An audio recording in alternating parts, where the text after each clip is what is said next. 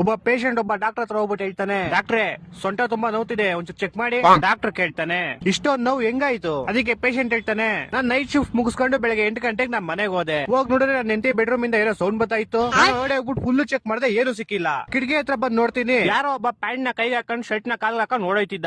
ನಂಗ್ ಸೈಕ್ ಆಗ್ಬಿಟ್ಟು ಪಕ್ಕದಲ್ಲಿ ಒಂದ್ ಫ್ರಿಜ್ ಇತ್ತು, ಅದನ್ನ ತೆಗ್ದು ಅವ್ನ ಮೇಲೆ ಹಾಕ್ಬಿಟ್ಟೆ. ವೇಟ್ ಜಾಸ್ತಿ ಇದ್ದಲ್ಲ, ಅದಕ್ಕೆ ನೋತಾ ಇರ್ಬೇಕು. ಅಷ್ಟಲ್ಲಿ ಇನ್ನೊಬ್ಬ ಪೇಷಂಟ್ ಬರ್ತಾನೆ. ಅವನ ನೋಡಿದ್ರೆ ಸರಿಯಾಗಿ ಆಕ್ಸಿಡೆಂಟ್ ಆಗಿರೋ ತರ ಇದ್ದ. ಡಾಕ್ಟರ್ ಅವನ್ನ ಕೇಳ್ತಾನೆ, ಏನಾಯ್ತು? ಈಗ ಅವ್ನು ಹೇಳ್ತಾನೆ, ಡಾಕ್ಟ್ರೆ ಬೆಳಗ್ಗೆ 8 ಗಂಟೆ ಇರೋ ಕೆಲ್ಸಕ್ಕೆ ನಂಗೆ 7:45 ಎಚ್ಚರ ಆಯ್ತು. ನಾನ್ ನಾಷ್ಟನು ಮಾಡ್ದೆ, ಅರ್ಜೆಂಟ್ ಅಲ್ಲಿ ಪ್ಯಾಂಟ್ ನ ಕೈ ಹಾಕೊಂಡು ಶರ್ಟ್ ನ ಕಾಲ್ಗೆ ಹಾಕೊಂಡು ಓಡೋಯ್ತಿದ್ದೆ. ಅಷ್ಟ್ರಲ್ಲಿ ಯಾರೋ ಒಬ್ಬ ಗೋಳಿ 4ನೇ ಫ್ಲೋರ್ ಇಂದ ನನ್ ಮೇಲೆ ಫ್ರಿಜ್ ಎಸ್ಬಿಟ್ಟ.